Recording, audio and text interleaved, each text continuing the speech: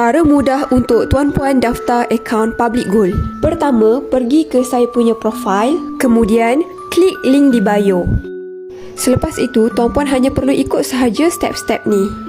Step pertama, tuan-puan buat dulu pendaftaran. Pilih 18 tahun ke atas untuk yang dewasa dan 18 tahun ke bawah untuk junior tuan-puan. Ini adalah customer registration form Public Gold. Jadi tuan-puan masukkan sahaja nama mengikut IC.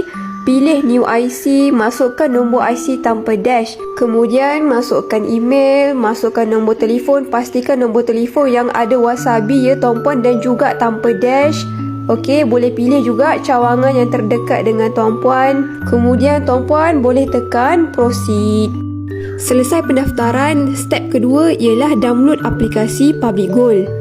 Tuan-puan pergi dekat Play Store ataupun Apple Store, tuan-puan type sahaja Public Gold dan tuan-puan pilih logo ini. Kemudian tuan-puan klik install dan open.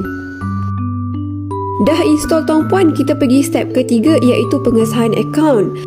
Bila tuan-puan dah install dan buka aplikasi, okey, ini yang akan terpapar pada skrin telefon tuan-puan. Tuan-puan klik sahaja login, nanti tuan-puan kena login menggunakan username dan password, nombor IC tanpa dash.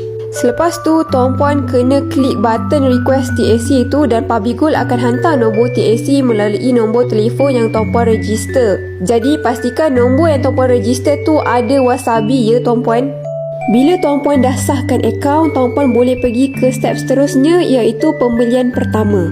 Tuan-puan masuk je aplikasi Public Gold, tuan-puan klik top up and then tuan-puan pilih Gold GAP, tuan-puan masukkan purchase amount RM100, tuan-puan klik myself, I agree, kemudian tuan-puan klik sahaja place order, klik OK, klik select bank, pilih nak pakai bank apa, katakanlah Maybank to you, lepas tu klik proceed and pay dan buat bayaran seperti biasalah. Maka selesailah pendaftaran akaun Public Gold tuan-puan. Jadi dia akan tertera macam saya punya akaun ni.